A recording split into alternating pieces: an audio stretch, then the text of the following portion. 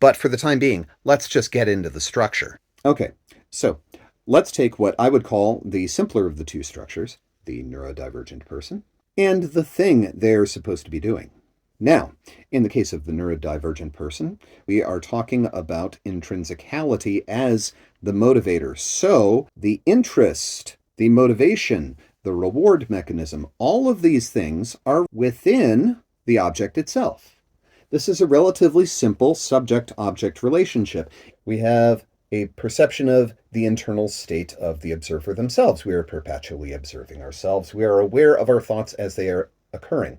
We are checking and evaluating our external sense perceptions, and we are navigating those with some sense of preference. This is universal to any self-reflecting consciousness. And there is some correlation between this internal state here and something going on with the object of motivation, right? Again, relatively simple, relatively balanced. And there is a level of macro-micro methodological consistency where we engage interest in our internal processes. So do we engage interest, motivation, action, sequential structured action in our engagement with our environment. Okay?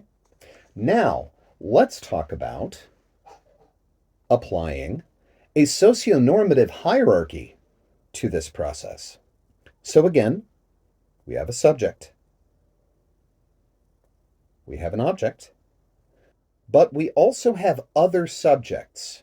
We have other people involved in this process. Because in order to have a socio-normative hierarchy, you have to have sociological interactions, sociological relations, and they have to exist in a state of interactive dynamism and stasis by which we can say we have a norm or a preferred and maintained state of normativity.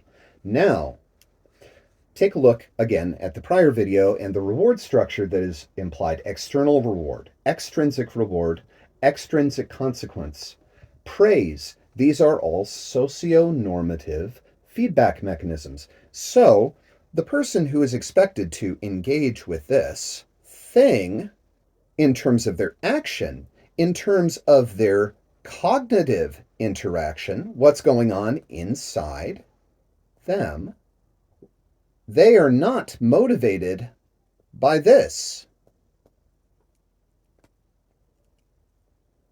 They are not motivated by this.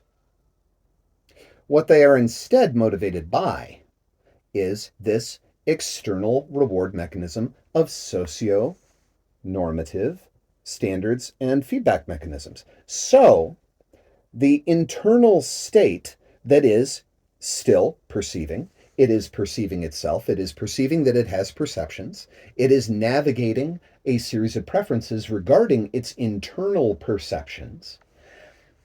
But instead of that process, a similar process being applied to the relation to the object itself,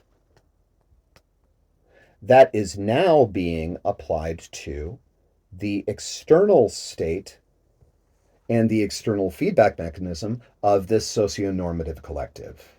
Now, instead of having an internal and consistent with internal processes correlation between the self and the object or the objective, we have this external mechanism that we are seeking feedback from, reward from, whose consequences we fear. And we are thus not just concerned with their perception of us, or their perception of the task, or their perception of our relationship with it, but every single one of these is a thing about which we have and internal experiences, and we have preferences about all of those internal experiences as well. Now, notice it's getting a little hard to see the line in the subject-object relationship in my very sloppy diagram, and I think there is actually some truth in that, because in this entire array, you know what we haven't talked about at all? and what we don't even need to discuss in order to coherently describe this process. That's right. The internal attributes of the object or the task.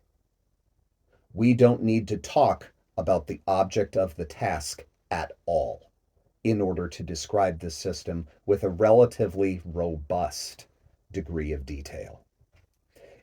And at no point in this process is there direct feedback from the socionormative collective regarding the attributes of the thing itself, or our perception of the attributes of the thing itself, or our engagement with the attributes of the thing itself. Instead of this, where the internal information state of the object is, in point of fact, the primary point of cognitive engagement, the mind engaging data, the data is totally irrelevant.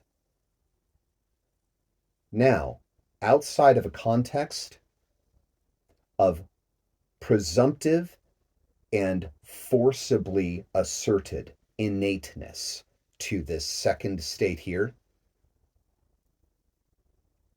if this was not the standard that we were told was standard, and that we were forced to act as if it was standard, lest we be subjected to, frankly, differing degrees of violence, would anyone in their right mind call this the normal model of cognition?